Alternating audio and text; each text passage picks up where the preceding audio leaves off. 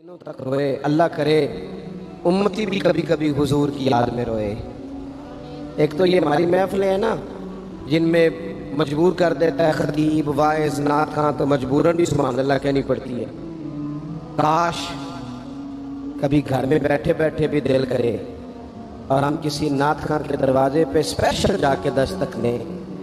اور اسے کہیں دل بڑا پریشان ہے، مدینے والے کی کوئی نعت تو سنا۔ کبھی ایسا بھی ہو نا کہ گھر میں پیسے نہ ملنے پہ تو ٹینشن ہوتی ہے اور کوئی مقدمہ آ جائے تو پریشانی ہوتی ہے، لڑائی ہو جائے تو ہوتی ہے، کبھی یوں بھی تو ہو نا رات کو ابا جی رو رہے ہو بستر پہ اور بڑا رو رہے ہو اور تڑپ کے رو رہے ہو، بچے آ کے اماں سے پوچھیں کیا مسئلہ ہے ہمارے ابا کو، کوئی پریشانی ہے، کوئی ڈاکٹر کو بلائیں، کوئی دکھ ہے؟ اماں کہتی ہے جاؤ تمہارے والی بات نہیں۔ بچے اصرار کر کے کہتے ہیں نہیں اماں بتا تو صحیح مسئلہ کیا ہے، تو اماں ٹھنڈی آہ بھر کے کہتی ہے پتر تمہارے باپ کو نا نبی پاک کا مدینہ یاد آتا ہے، جنوں ویکھ کے ٹھردیاں اکھیاں نے تے جنوں ویکھ کے ٹھردا سینہ ہے، ربا تیری ساری خدائی چ ایک ہی تے شہر مدینہ ہے۔ پیسے جتنے آگے جی نہیں بڑے نے انہاں سٹیو تھوڑی مہربانی، ایسی کتنی سمجھدار قوم ہے، پہلے آپ ہی کھلاڑی دینے پھر آپ ہی کٹھی کری دینے، کیسی بات ہے۔ غوث پاک کی محفل میں لوگ بندے گنتے تھے، توبہ کس کس نے کی، ہماری محفلوں میں لوگ نوٹ گنتے ہیں اور اسپیشل بندے رکھے ہوئے نوٹ گننے کے لیے، بس کہنے یار چھوڑ دیں بڑا ہو گیا یہ کام ہماری۔ سنیں جی سنیں، اللہ خوش رکھے، اللہ آپ کو خوش رکھے۔ اور میرے بھائی اللہ جزاک، سنیں ہمیں جو کچھ دین نے دے دیا ہے وہ ہماری اوقات سے پہلے ہی بڑا لگ رہا ہے، تو یہ نوٹ چھوڑ تو یہ تو بات ہی پیچھے رہ گئی ہے، سانو تخت دارے دی لوڑ کی ہے، نہ لکھی لگے شہر بمول دے نال اسی اپنی بال کے سیکنے ہیں، سانو کی لگے کسی اور دے نال، یہ چھوڑ دیں یہ کام، یہ کوئی اتنا مناسب نہیں لگتا۔ اللہ جزائے خیر ہے۔ آپ توجہ کریں کیا عرض کر رہا ہوں، تو شدید حضور سید عالم صلی اللہ علیہ وسلم رو رہے ہیں آزمائش میں، امت کی آزمائش کو دیکھ کر حضور رو رہے ہیں کہ امت آزمائش میں۔ حضرت جبریل نے جا کے عرض کی یا رسول اللہ وہ جو خاص حساسیت ہے نا حضور کی طبیعت میں امت کے حق میں، اس کے لیے حضور رو رہے ہیں، تو رب کریم نے کیا پیغام دیا؟ کہا کہہ دو محبوب سے جا کے وَلَسَوْفَ يُعْطِيكَ رَبُّكَ فَتَرْضَىٰ، محبوب رب آپ کو اتنا دے گا کہ آپ اپنے رب سے راضی ہو جائیں گے، راضی کیا جائے گا امت کے حق میں۔ اور حضور فرمانے لگے جب تک ساری امت جنت میں نہیں جائے گی میں نے راضی نہیں ہو رہا۔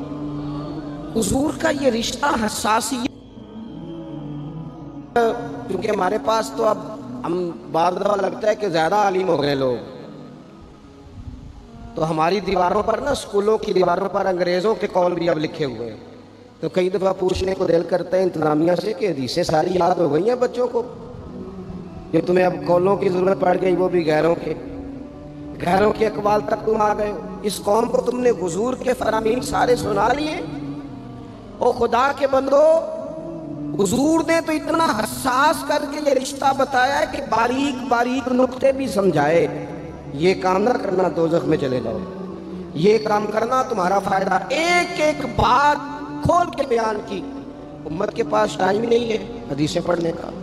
وقت ہی نہیں ہے، ہمارا تو مزاج بن گیا نقطے سننے سنانے کا، نقطے، ہمارا نقیب محفل اسٹیج پہ بھاگ کے ادھر جاتا ہے پھر بھاگ کے ادھر آ جاتا ہے، وہ کیوں لگا کہتا میں جملہ دین لگا، او خدا کے بندے تو جملہ رہن دیکھا، تو کوئی آیت دے، تو کوئی حدیث پاک پڑھ، اور پھر وہ بعضوں کا میں تو چونکہ کمزور سا بندہ ہوں تو وہ جب 50 دفعہ کہتے ہیں نا تیار ہو جو جملہ دین لگا، تو ایسے لگتا ہے جملہ نہیں آئے گا کوئی ایٹم بم بھی آئے گا،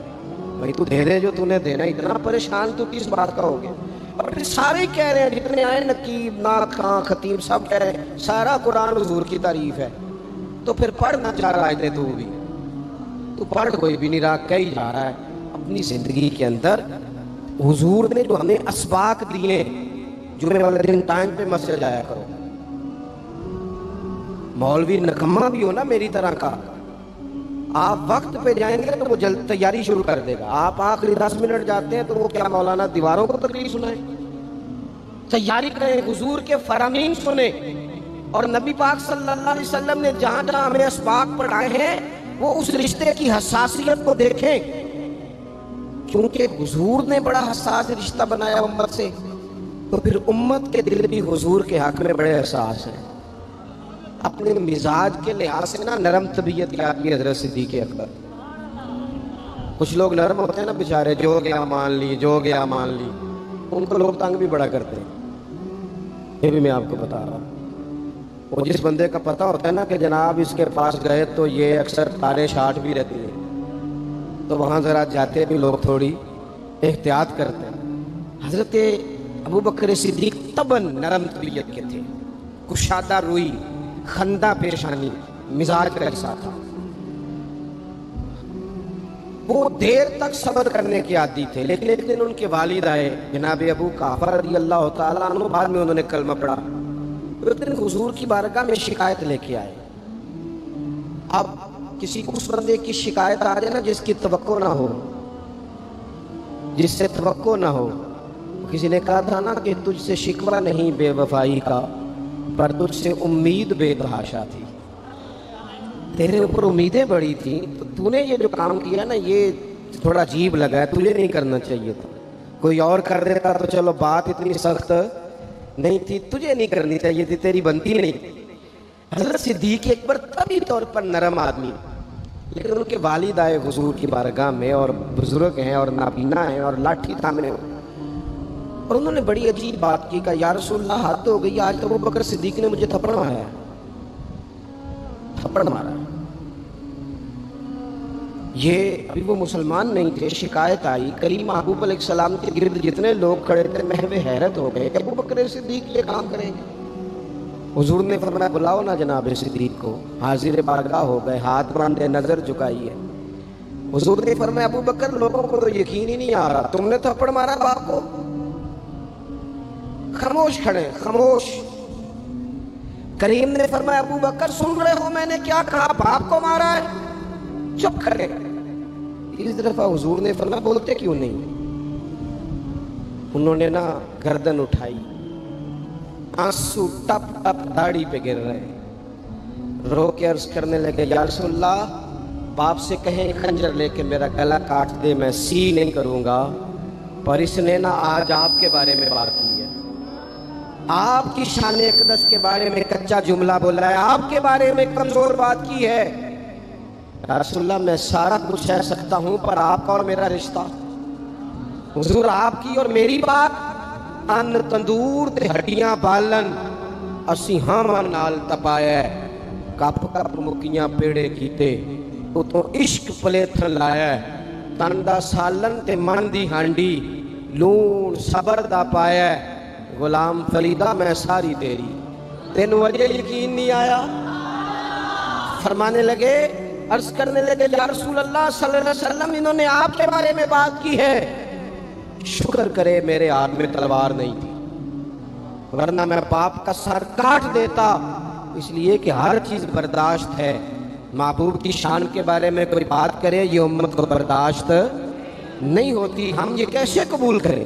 کیسے اس بات کو قبول کریں؟ عزیز بھائی اس رشتے میں حساسیت آپ دیکھیں، صحابہ نا اس حساسیت، اور صرف ناموس رسالت کے مسئلے میں نہیں، ہر مسئلے میں